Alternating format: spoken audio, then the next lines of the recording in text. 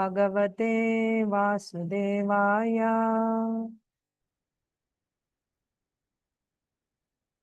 Om Namo Bhagavate Vasudevaya. Om Namo Bhagavate Vasudevaya. Om Namo Bhagavate Vasudevaya.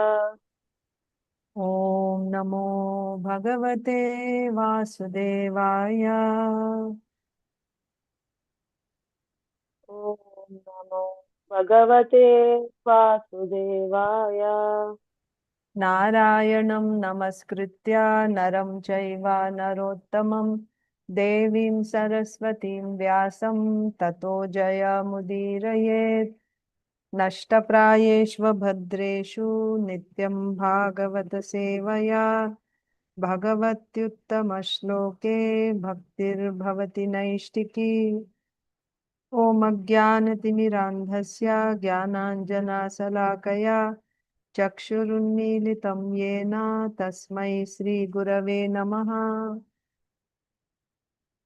Namo Vishnupadaya Krishna Presthaya Bhutale Srimate Bhakti Vedanta Swaminiti Namine Namaste Saraswate Deve Gauravani Pracharine Nirvishesha Shunyavadi Paschatya Deshatarine Jai Sri Krishna Chaitanya Prabhu Nityananda Sri Advaita Gadadhara Srivasadi Gaura Bhakta Vrinda Hare Krishna Krishna Krishna Hare Hare Hare Rama Rama Rama Hare Hare. ग्रंथ राज श्रीमद् भागवतम की जय, श्रीमद् भगवद गीता की जय, श्रील प्रभुपाद की जय, समवेत गौर भक्त वृंद की जय. Hare Krishna, dear devotees, I welcome you to today's Srimad Bhagavatam for all session. Today is May 22nd, 2026, and we are reading from Srimad Bhagavatam, 10th canto, chapter 9, Mother Yaśodā binds Lord Krishna, and we have to do text 15 today. Let me quickly refresh your memory of what we read, what's going on. So what we saw was that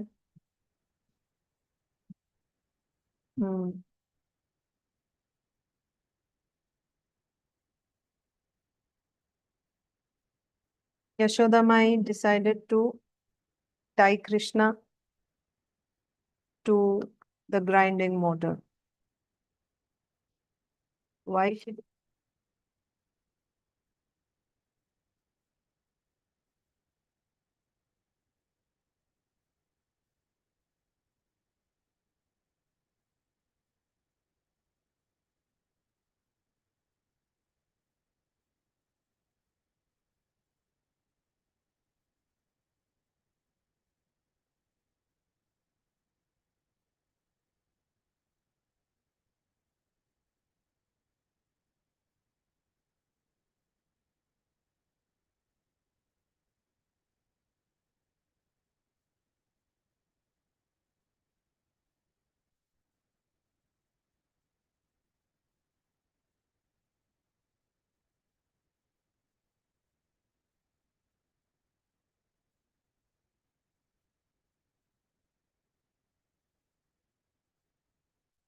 He is all pervading. He is infinite. He is unlimited. He is all pervading. Krishna means that body. Krishna and his body are not different. Krishna is his body. Krishna, that little boy, as Yaśodamayi is seeing, that Krishna, he has only one body. Not that he has many bodies. There's only one body. One body appears in many places, but there's only one body. Ekena vapusha. That body is all pervading. And it's not all pervading only in space, it is also all pervading in time. And it is the beginning That means it was there before the creation of this universe.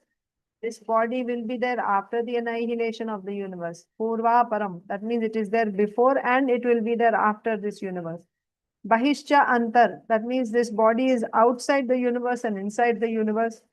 And Jagat Chayaha. This universe is itself the body of Krishna. Such Krishna, Yaśodamayi is trying to tie up. And what is she trying to tie it with a rope, a small rope, a rope which is just a small fragment, small amsha of this universe. She's trying to tie Krishna. And she's considering Krishna to be, so how is she able to even consider tying Krishna? Because matva, tam matva atmajam. She's seeing Krishna only as her son. Avyaktam. She's not able to see his vibhutvam. She is not able to see his vibhutvam. That means his all-pervasive nature. She is not able to understand. Avyaktam. That's not visible to her. She's only seeing Krishna as her son. And why? How is she? And another thing is Martyalingam. Krishna is appearing like a human boy. Martyalingam. He's appearing like a human boy, means that is his original form. But that resembles the human form. So because of that, she's taking Krishna as an ordinary child. That means the way you tie an ordinary child, that's how she was thinking of tying Krishna. She's seeing him as her son. And also she's just seeing him because he's in the form of, his form resembles a human child's form. So she is thinking she will just tie Krishna. But the fact is, his form is not the way. So not only Yaśodamayi, we are also seeing like that only. Those who are covered by the external energy, they also see Krishna's form and they see that's Krishna. You are not able to see his vibhutva form, his vibhu form. You are not able to see that. We only see his form, which is, which appears to be limited. But the fact is that form is both limited and unlimited simultaneously. That is his achintya quality. And that Krishna, who is achintya, who is limited and unlimited, Yaśodamayi wants to tie with a rope. There, when you say dāma babandha, dāma means with a rope.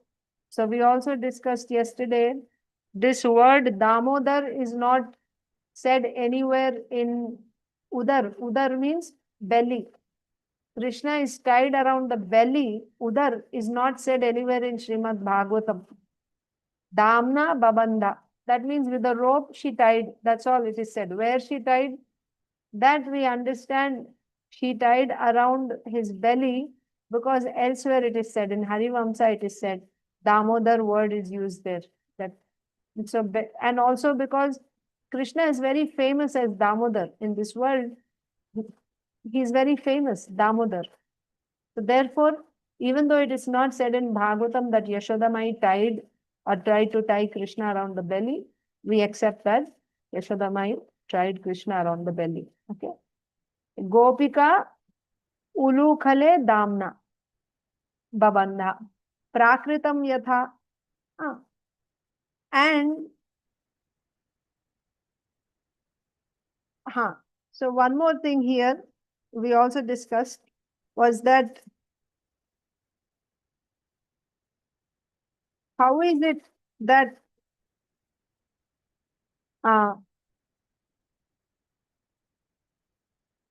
yes, one more thing that we discussed is this vibhutvam quality of Krishna.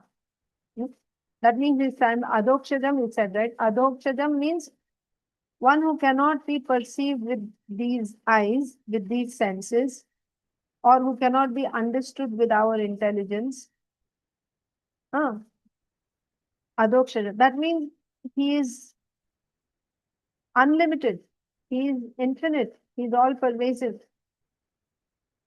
But at the same time, to give pleasure to his devotees, he makes himself visible to his devotee in a seemingly limited form. He appears to be limited. Like he's coming in front of YASODAMAYI, like a, 2-3 feet tall child. Actually, he's unlimited, but he appears to be limited. Because he's allowing himself to be seen, therefore the devotees are able to see him like that. But this quality of that means he has both qualities, because he's showing himself that form. That means that form is also there, and that form is actually all pervasive, which the devotee like Yaśodamāyi is not able to see, and even the non-devotees are able to see. But those devotees who have Aishwarya Bhavam, they will see that all pervasive form of Krishna. Okay. But this all pervasiveness, this vibhutvam in Krishna, this is not something that he acquired by chanting some mantras or doing some yoga. But this quality is his natural. Here, prakṛttiṁ yatha, right? So this is his natural quality. This vibhutvam is Krishna's natural quality. It is not that, temporarily he's manifesting it. No, it is his natural quality. That is also said. Just checking to see if I've covered all points. One more thing, why Yaśodamāyi didn't, why she could not realize that it's not possible to tie Krishna. Why didn't she stop? Because her Vatsalya Prema was so intense that she is not able to see his vibhutvam. But Devaki Mai would be able to see. Then Devaki Mai, because she's seeing Krishna's vibhutvam as well as his not being vibhu. So should you consider Devaki Mai is superior? No. Yaśodamāyi is glorified. Her love is said to be superior. Her not being able to see Krishna's all-pervasive feature, that's actually a merit. Because of her intense love, which is free from any Aishwarya Jnana, she is not able to see Krishna as anything except her son. That's why she's called Nanda Gehini, Nanda Maharaj's wife. That means she is just like Nanda Maharaj. And what is said about Nanda Maharaj? Mahamanaha. Mahamanaha means the greatly fortunate one. So therefore, Nanda Maharaj and Yaśodamāyi are glorified as the greatest in Vatsalya Prema. And between the two of them, Yaśodamāyi is glorified as even greater. We see that in Kunti Maharani's prayers. So,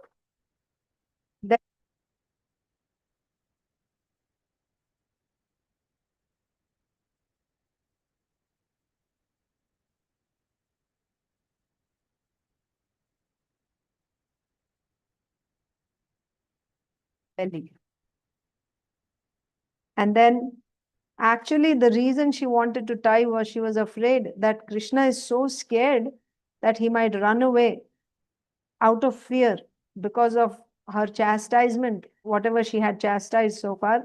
Out of fear, Krishna may just run away. So she wanted him to become peaceful first. She wanted to wait until his fear came down so that he wouldn't run away from home. Therefore, she tied him. She desired to tie him to the grinding motor. She herself became fearful that Krishna might run away. That's why she decided to tie him up. And then the last thing that we discussed was this motor, grinding motor, which she was going to tie him to. That is not the same grinding motor on which Krishna was sitting and distributing yogurt to the monkeys. Not yogurt, butter to the monkeys. It's not the same grinding motor.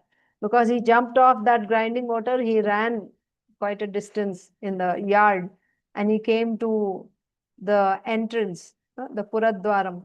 So there were these two gigantic trees, Yamala Arjuna trees, also called Chaitya trees. And there Yaśodamayi tied him, or later on she will tie.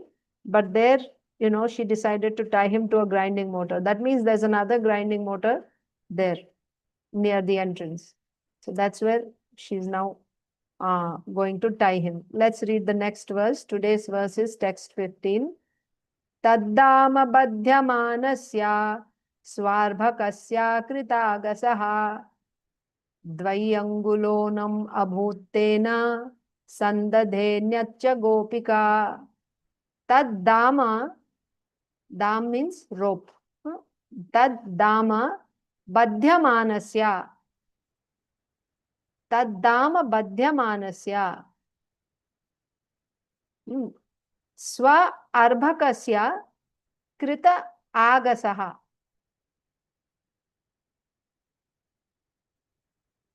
Now,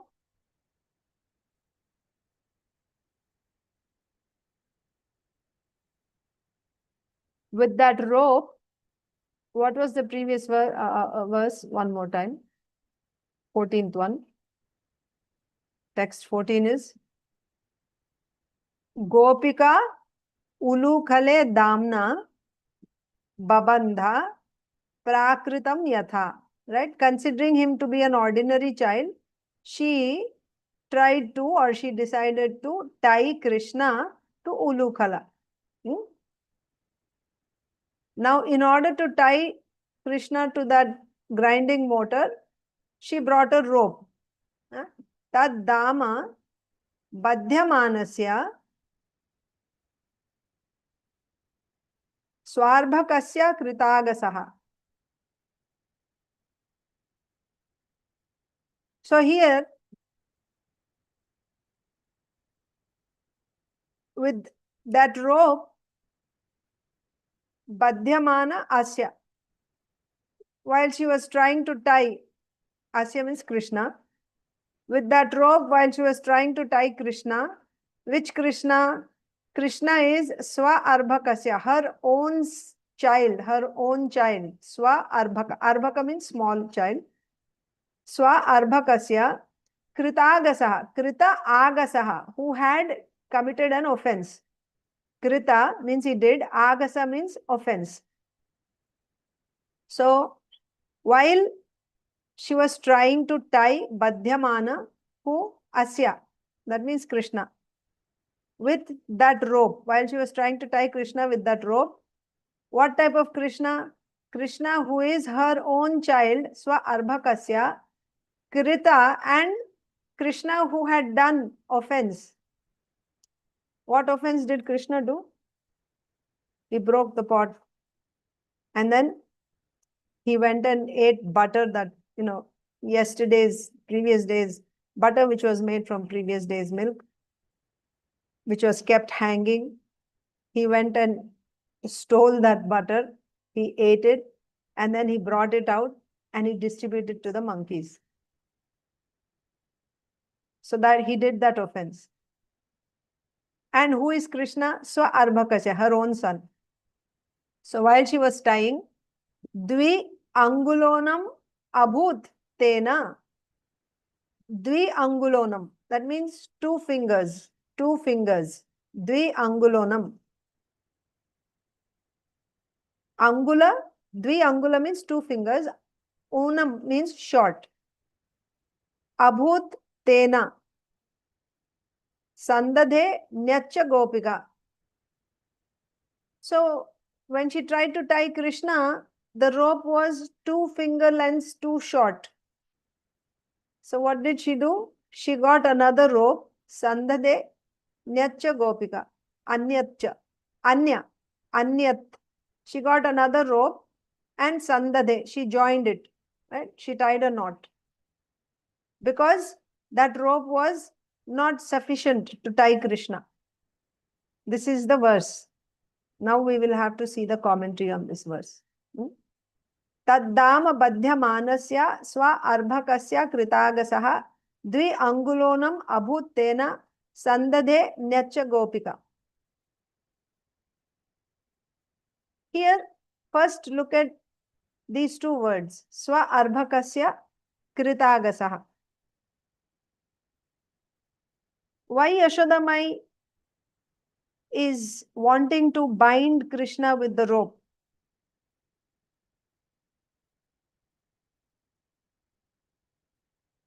Svārbhakasya and kṛtāgasaḥ. Svārbhakasya means because he is her own child. And second is kṛtāgasaḥ, he has committed he misbehaved, right? He committed an offense. So because of this, she felt that she has to teach him a lesson. He committed an offense and he must be taught a lesson. If she does not correct him now, then he will be spoiled. He will repeat such things in future because he is not taught that it is wrong. And who will do that? It is the responsibility of the mother to correct the child. That's why svārbhakasya is said. Because it is her child and her child has committed an offense. So she cannot just leave him and say, okay, it's fine. It's okay, no problem. A responsible mother will not do that. So Yaśodamayi is feeling that I have to teach him a lesson. I have to correct him. Because he is my child. I have to correct him. Who will correct him if I don't correct him? How will he learn? And it is not that this is someone else's child, so I can say it's okay. It's fine. Because if it is somebody else's child, you are not expected to correct that child and to punish that child. You are not expected to do that. So generally, when another's child does something, you tend to tolerate.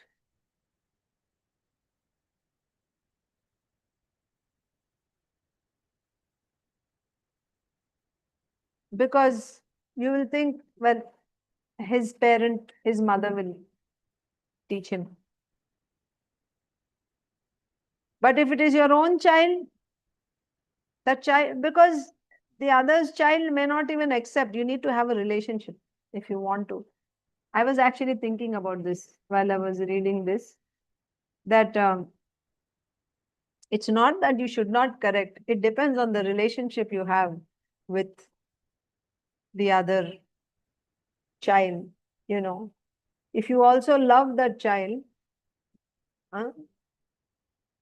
you have that relationship where you are expressing your love to the child also, even if it is another's child, then you have such a relationship where you can also teach that child. But in general, what happens is, this is generally seen, right? So, Yaśodamayi is thinking he's not another's child that I can just say, it's okay, let him go, it's fine. Because if I don't teach, who's going to teach him? I have to teach him. He's my child. That's why she was determined that he has to be corrected, he has to be taught a lesson, because he has committed an offense. If you don't make him realize, then he will do it again. Svārbhakasya kṛtāgasaḥ. That's the significance of these two words. Svārbhaka. Arbhaka means child. Sva means own. Svārbhakasya. Of her own child. So because he is her own child, her child, and also kṛtāgasaḥ, he has done offense. So when he has done offense, he has to be corrected. And you cannot just let him go because he is my child. I have to teach him a lesson. That's why she decided to tie Krishna. Her intention was, he has to be corrected. He has to be taught a lesson. So what did she do to correct him? She got a rope. So yesterday we discussed how Yaśodamayi, because they have so many cows, many hundreds of thousands of cows, It's also said millions of cows. In another place it is said many cows they have. And all these cows, they give milk, and then that milk is turned into yogurt and then churned into butter. Many servants are engaged, cowherds are engaged in churning, or milkmaids are engaged in churning that yogurt into butter. So for so many of them, you need so much rope, many pieces of rope. So she had a lot of rope at her house. That's the point. So she got one rope, a good sturdy rope she got. And because they use sturdy ropes for churning butter. You need to have a proper grip. That's when you'll be able to churn butter. So she got one good rope. And then she started tying Krishna to the grinding mortar.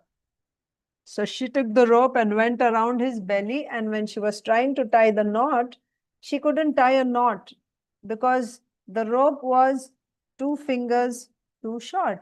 Dvy-aṅgulonam, right? Short by 2 fingers. Abhūt, tena, right? That rope became short by 2 fingers. What did she do then? She was surprised. So she went and got another rope and tied that rope to the first one to make it long. She tied a knot and then she tried to tie again. So first thing is, why even she is not able to, in the first place, why she is not able to even tie the first knot around Krishna? What exactly happened there? Krishna, being a small child, he's feeling, this is the nature of a child. Even ordinary children, they don't want to be tied up. They will resist. They don't want punishment. They don't want to be tied up. So Krishna is just a small child in front of Mother Yaśodā, and she's going to tie him up. He didn't want. So his sankalpa shakti, Krishna has many shaktis. One shakti is his sankalpa shakti. Sankalpa shakti means where you desire something, or you even take a vow, right? You take a sankalpa. Sankalpa means you make up your mind to do something. So in Krishna's case, that desire to do something or to achieve something, to get something, that desire is also one shakti called sankalpa shakti. So that shakti became active.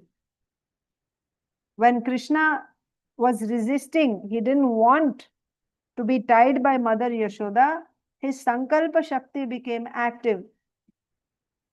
Now, there are different types of shaktis. One is sankalpa shakti, another one is called the vibhutva shakti. Vibhutva shakti means that all pervasiveness of Krishna, that is vibhu. Vibhu, the unlimitedness of Krishna, that is vibhu. So what was sankalpa shakti? So what was the sankalpa? Krishna's sankalpa is he didn't want to get tied up by YASODAMAYI. He didn't want to get tied up to the grinding mortar. So as soon as he desired like that, that means his sankalpa shakti was activated. What is that sankalpa? YASODAMAYI should not tie me. Now, in order to make that sankalpa happen, that means to make it happen, yeah.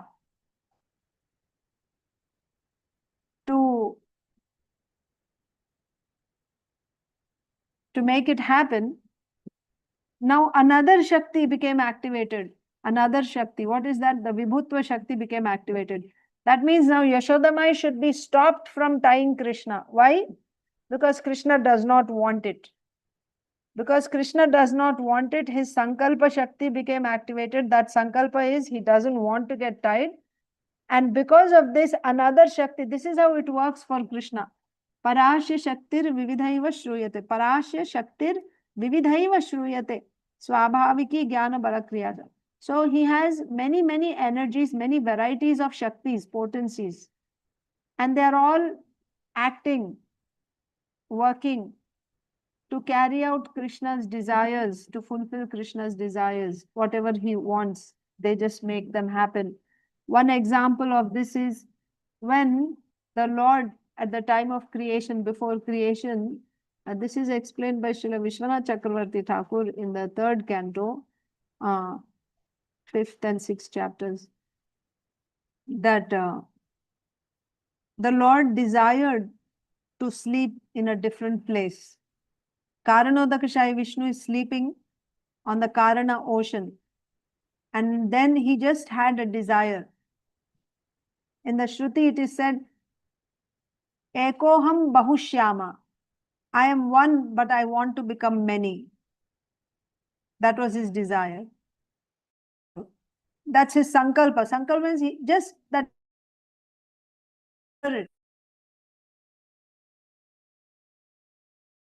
You have to actually work on it, right? You have to really work, and then it can be fructified. It doesn't happen simply by your desiring. Things don't start manifesting.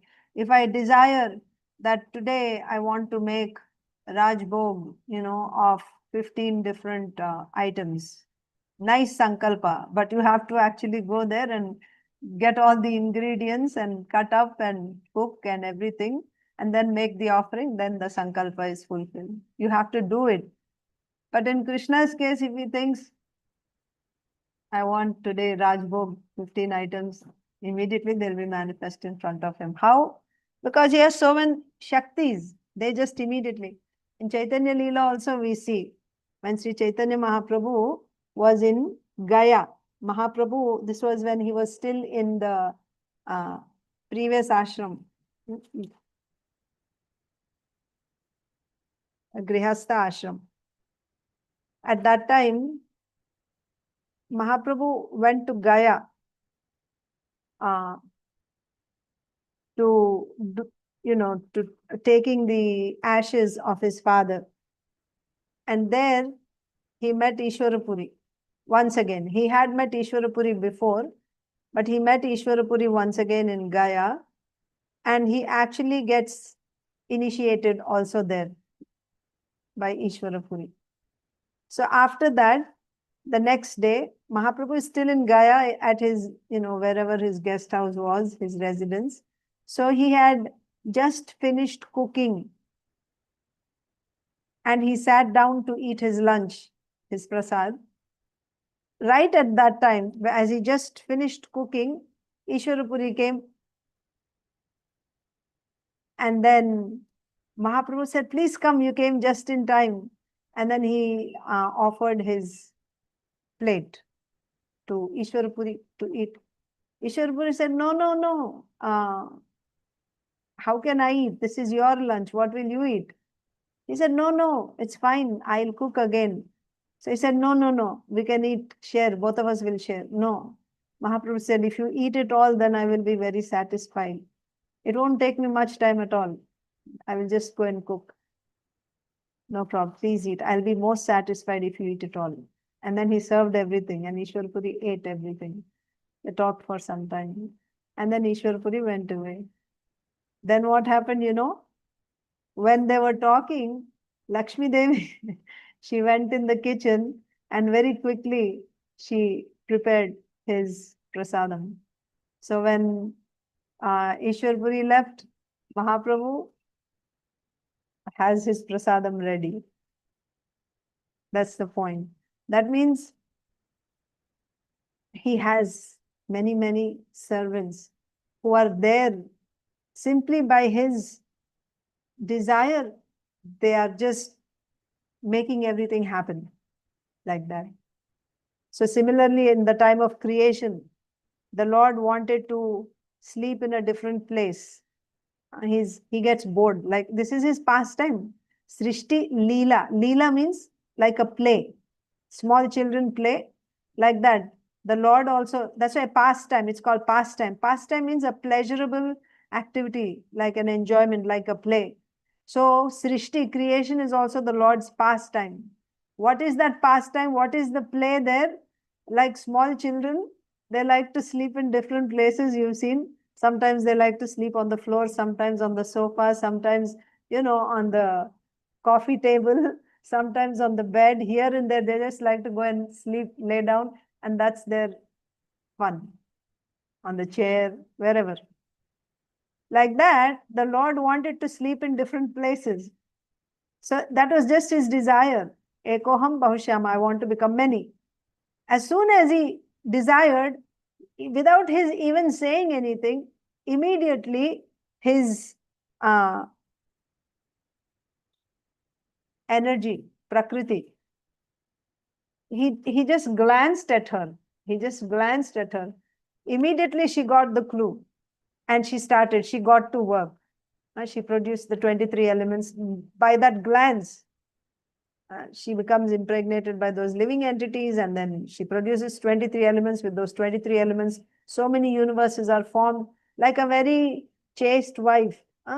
Like simply by his glance, if the wife is chaste, then by the husband's glance, she can understand what he wants. Oh, he's coming from outside, he's thirsty, he wants some water. Or she sees him, wearing his uttari, oh, acha, he's ready to go outside.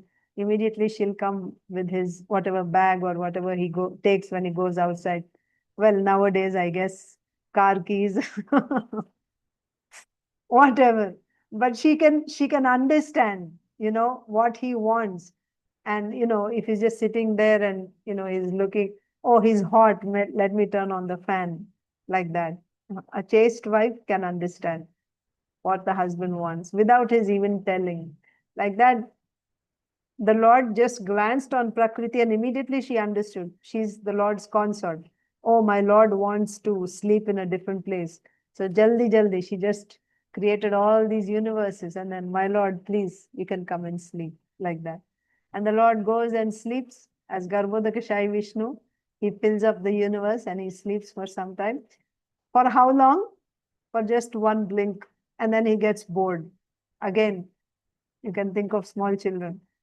Little bit they'll do and finish. Leave that and go to something else, like that. So the Lord also slept for just one blink, right? And then he gets bored. He gets up and he goes away. That means finished. 100 years of Brahmaji are over. 100 years means 311 trillion, 40 billion earth years. All that is one blink of Mahavishnu. He goes away. And after he goes away, again, like a chaste wife, when the husband gets up in the morning, right, and he goes away, then she'll make the bed nicely and everything, like that. So after he left, she starts winding up everything. Annihilation. Everything is once again pack up. Everything goes back, like that. So why I am telling you this is simply by Krishna's sankalpa, so many Shaktis are there, and they're all his obedient servants. Immediately they do, they get to work immediately to make his sankalpa true, to make it actually happen, like that. Other examples are also there.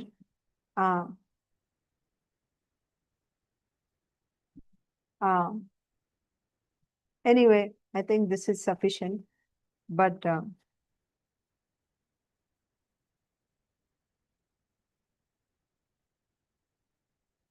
the other example is in the 29th chapter of the same 10th canto. There, Krishna wanted to, again, talking about Krishna's sankalpa. Sankalpa means he just gets a desire. And that desire is taken as Krishna's sankalpa. That sankalpa shakti immediately becomes activated. When he just desires something, sankalpa shakti becomes activated. And then whatever is required to fulfill that, another Shakti becomes activated, like that. So there he wanted to see Srimati Radharani angry. So that was his desire. Now, to fulfill that desire, then, Leela Shakti will act in such a way, right? And then the gopis also, they behave in a certain way to make, that means they are with Krishna now. And then they look at Srimati Radharani in a proud way, like, you see, Krishna is with us. And she's seeing that, she becomes angry and she goes away from there. So this is all orchestrated by the energies of Krishna. Why? Because Krishna had some desire to fulfill. That means that is sankalpa. And simply by his desiring something, instantly, his various energies, they make it happen. So here, what is Krishna's sankalpa? What did he desire? He didn't want to get tied by Yaśodamayi. That is the point. So then, first of all, that sankalpa shakti is activated. What is that? Krishna does not want to get tied by Yaśodamayi. He doesn't want to get tied to this grinding motor. Now, to make that happen, another Shakti becomes activated. That is his Vibhutva Shakti. Vibhutva means all-pervading. So now when the Vibhutva Shakti becomes activated, who can tie? Can anyone tie the unlimited? That which is unlimited has no outside. Without outside, how you will tie anything? So that's why Vibhutva becomes activated. Now Yaśodamayi brought a piece of rope and she tried to go around and tie. Was she able to tie? No. Why? Because of that Vibhutvam, Vibhutva Shakti. She is not able to tie. And then what did she do? She went in and got another piece of rope and tied. And the two fingers, right? When she tried to tie, it was 2 fingers too short. What are those 2 fingers? That we will discuss later. Actually, today I have, but I will read. Let's read first Srila Prabhupada's translation purport, and then we can discuss further tomorrow. So, dāma badhyamānasya svārbhakasya kṛtāgasaḥ dvy-aṅgulonam abhūt tena, 2 fingers too short, that rope. Sandadhe nyac gopikā. So she got another rope and tied it. Gopikā is Yaśodamayi. When Mother Yaśodā was trying to bind the offending child, she saw that the binding rope was short by a distance the width of 2 fingers. Thus, she brought another rope to join to it. Purport. Here is the first chapter in Krishna's exhibition of unlimited potency to Mother Yaśodā when she tried to bind him. The rope, Here is the first chapter in Krishna's exhibition of unlimited potency to Mother Yaśodā. When she tried to bind him, the rope was too short. The Lord had already shown his unlimited potency by killing Putana, Shakatasura, and Trinavarta. Now Krishna exhibited another vibhuti or display of potency to Mother Yaśodā. Unless I agree, Krishna desired to show, that means he wants to show to Yaśodamayi that unless I agree, you cannot bind me. जिद कर रहे हैं. जिद करना मतलब becoming stubborn, right? Like he's also now Yaśodamayi, we already discussed at length why she wants to tie. So she is also determined. She's trying to tie because she cannot see that he's unlimited. And also we saw because this is my responsibility. He's my son. I must teach him a lesson. If I don't teach him, who will teach him? He has committed an offense and he must be corrected. So therefore she wanted to tie. And what did Krishna want? Krishna wanted to show her that unless I agree, you cannot bind me. Now he is also adamant. You cannot bind me. I won't be bound by you unless I agree. Thus, although Mother Yasoda, in her attempt to bind Krishna, added one rope after another. So this is not just one rope. It's not that she just got one more rope. She got another rope. Again, it was same exactly 2 fingers too short. And then she got another one. It was still 2 fingers too short. So, thus, although Mother Yasoda, in her attempt to bind Krishna, added one rope after another, ultimately she was a failure. So you see, both are determined here. Yasoda is determined to tie Krishna. That is why she's bringing one rope after another, one rope after another.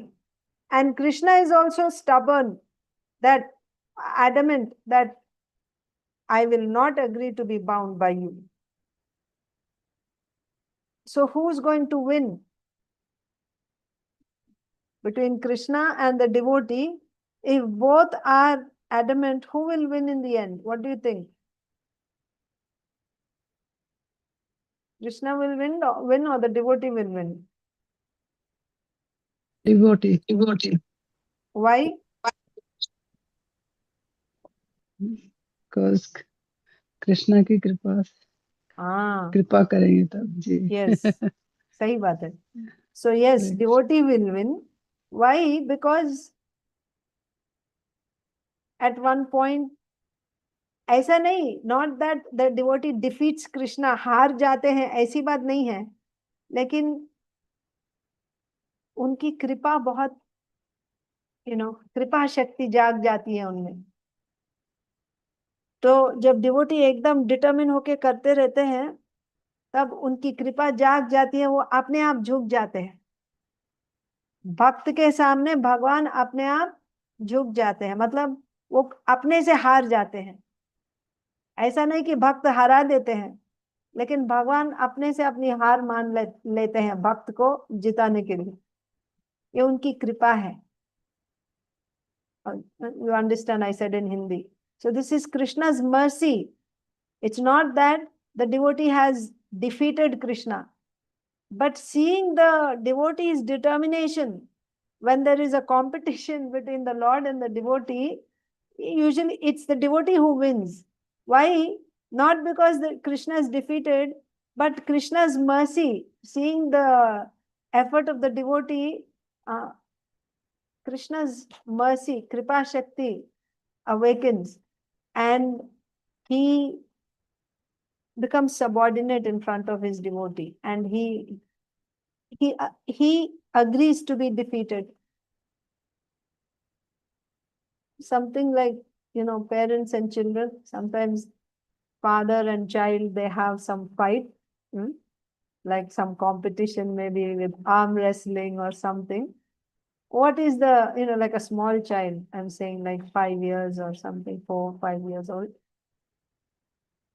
Can the child ever defeat the father? But the father, to encourage the child, he will just lose the game. Yes?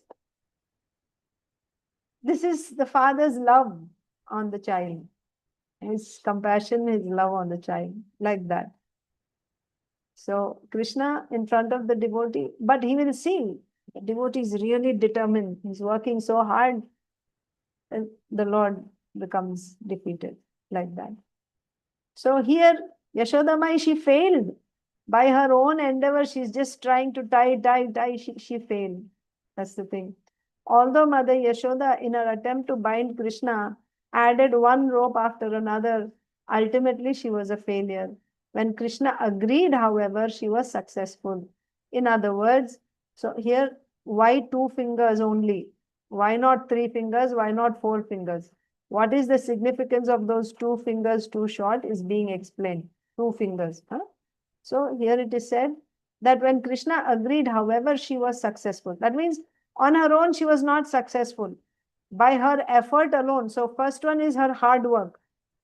She is determined to tie Krishna. She is working hard, bringing one rope after another, tying.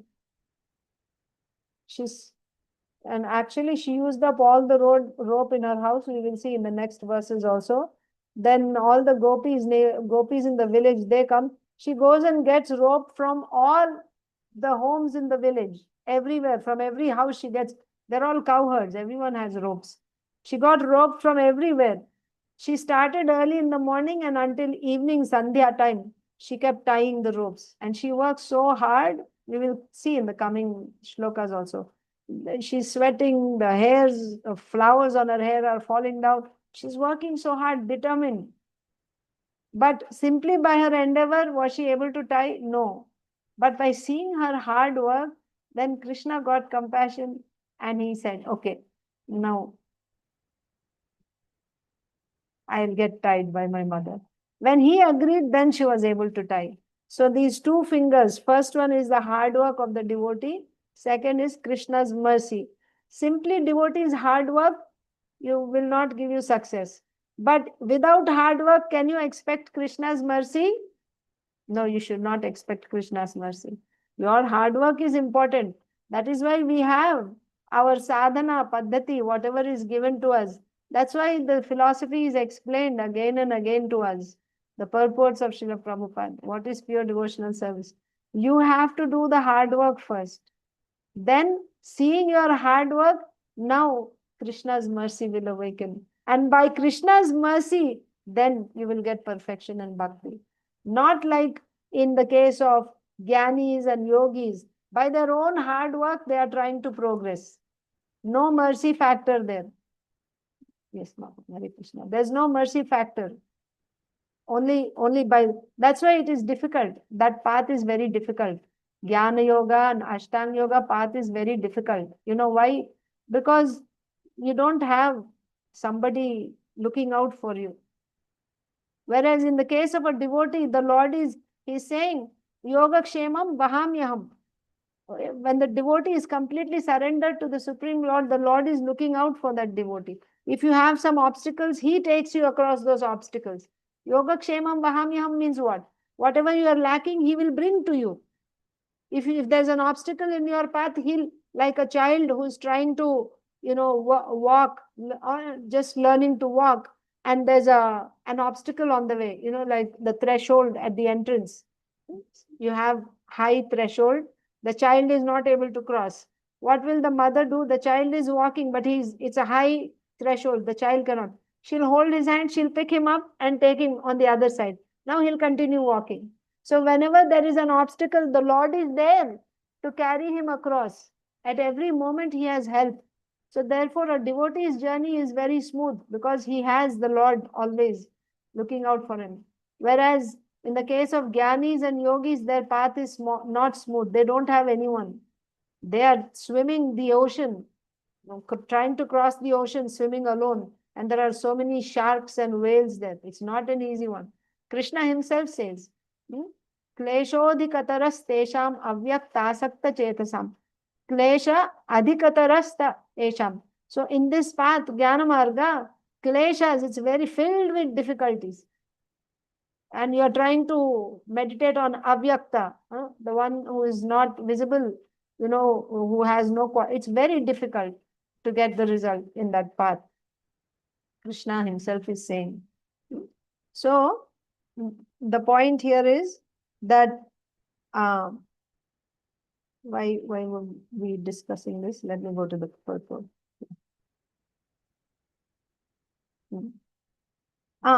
So Yaśodamayi was able to bind because she got Krishna's mercy. So simply her endeavor is not sufficient.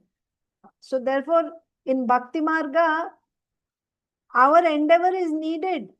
Both are needed. The two fingers means our hard work. In Bhakti, our surrender, our hard work, you should sweat really. You should do service like this. Work hard for Krishna. Then seeing your hard work, now His mercy will awaken. By His mercy, then you will make progress. Both are required. And simply by my hard work, everything will happen. Not like that also. Ultimately, it will happen only by Krishna's mercy. That is why here it is said that Yaśodamayi was not able to bind him. Although Mother Yaśodā, in her attempt to bind Krishna, added one rope after another, ultimately she was a failure. Simply by her effort, she was a failure. When Krishna agreed, however, she was successful. That's the second finger. In other words, one must be in transcendental love with Krishna, but that does not mean that one can control Krishna. When Krishna is satisfied with one's devotional service, he does everything himself. So one must be in transcendental love with Krishna, but that does not mean that one can control Krishna. You cannot control Krishna. When Krishna allows himself to be controlled by you, then not that by the strength of your bhakti now you are going to love Krishna, control Krishna. That's not the mood of the devotee, that I want to control Krishna. But it is Krishna's mood that he wants to be controlled by the devotee. He puts himself in that position. So that means by your devotional service, you cannot control Krishna. But when he agrees, then when Krishna is satisfied with one's devotional service, he does everything himself. Sevon mukhehi jihvadau svayameva spuratyadah. You want to realize Krishna, you want to understand Krishna. Atah Sri Krishna namadi na bhavet grahyam indriya. You cannot understand, you cannot realize Krishna's name, form, qualities, pastime. No, you cannot realize, you cannot grasp, you cannot understand with your senses. You cannot. Because he's adhokshaja. Just now we saw in the previous verse. Adhokshaja means he's beyond the conception of your senses. Your senses cannot conceive him. Because he's adhokshaja. However, when you render devotional service beginning with your tongue, sevon mukhehi jihvadau. Jihva, chanting his holy names, honoring Krishna Prasad. So beginning with that and other devotional services. Then seeing your, so that's your hard work, doing devotional service. Seeing your devotional service, swayameva spuratyadaha, swayameva. He comes and he reveals himself to you. Then you can know him. But simply by your devotional service, you want to conquer him, you will see him? No. But when you do your devotional service, being pleased by your devotional service, when he reveals himself, then you can see. That's the point. He reveals more and more to the devotee as the devotee advances in service. So how do you attract Krishna's attention? By seva.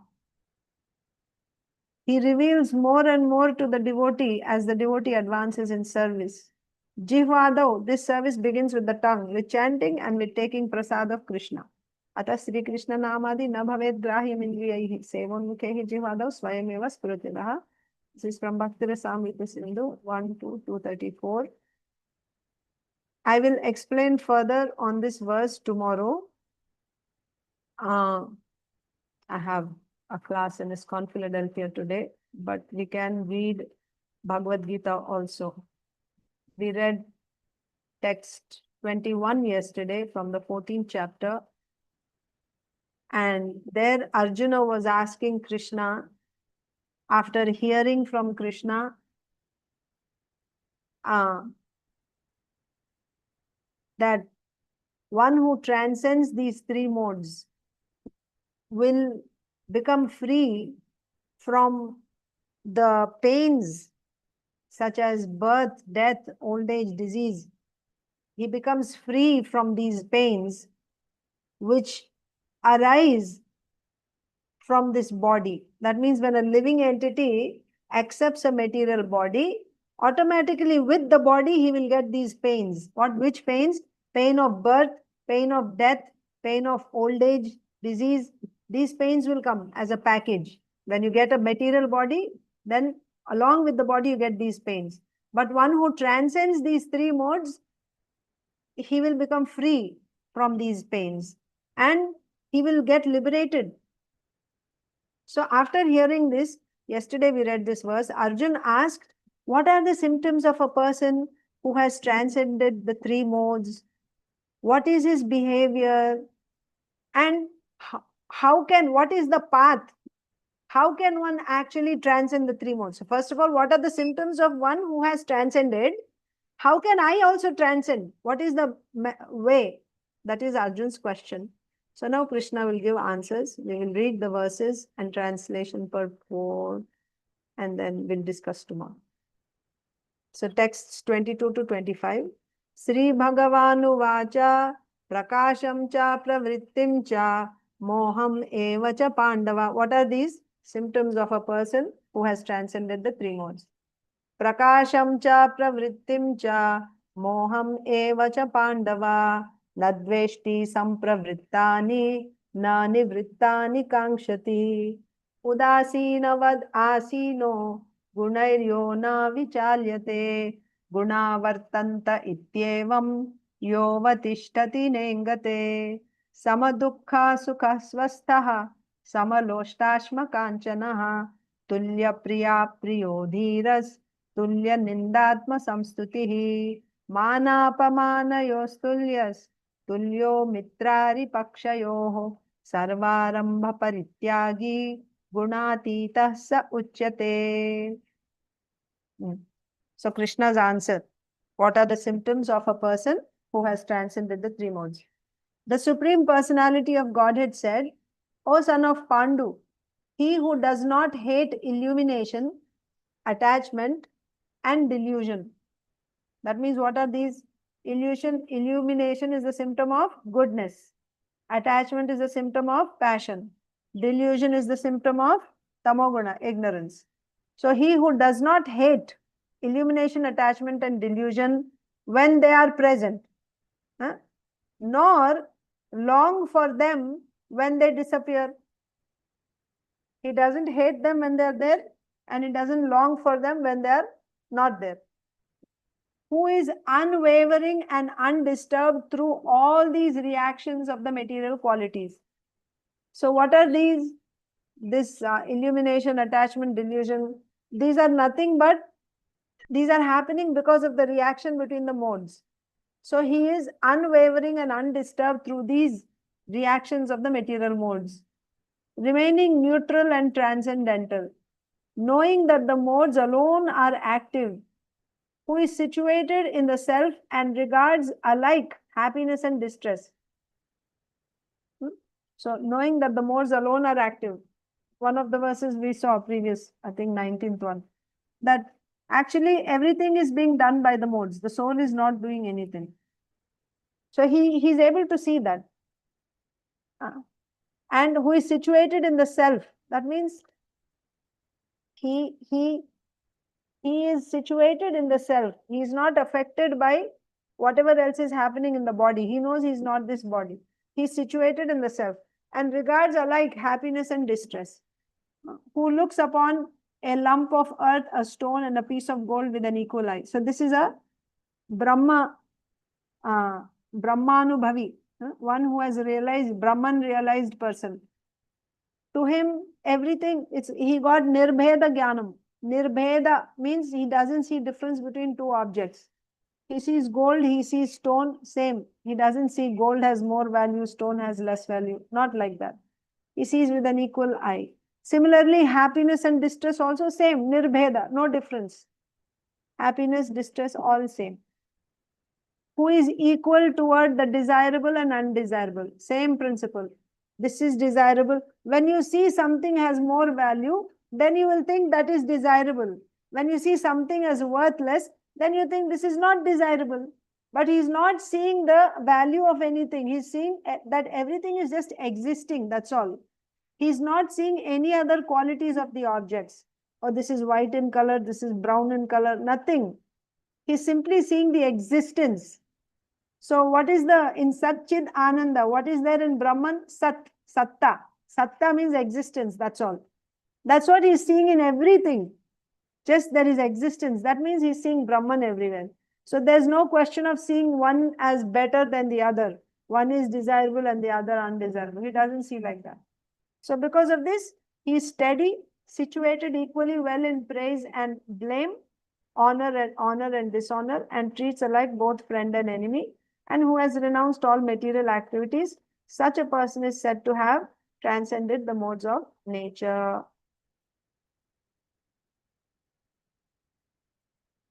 You know, I will stop here. We'll read the purport tomorrow because it's almost time for the class there. I don't want to be just rushing. I have a couple of minutes left before the class starts there. But we have read something today in Bhagavad Gita. And We will continue the purport tomorrow. Okay. Thank you all so much. Grantaraj Śrīmad-Bhagavatam ki jai. Śrīmad-Bhagavad-gītā ki jai. Samaveta Gaur Bhakta Vrinda ki jai. Vacha kalpatarubhyascha kripāsindhubhyo patitānām pāvanebhyo vaishnavebhyo Namo Namo. ananta koti vaishnavebhyo. Thank you, Mataji. Hare Krishna. Hare Krishna Mataji.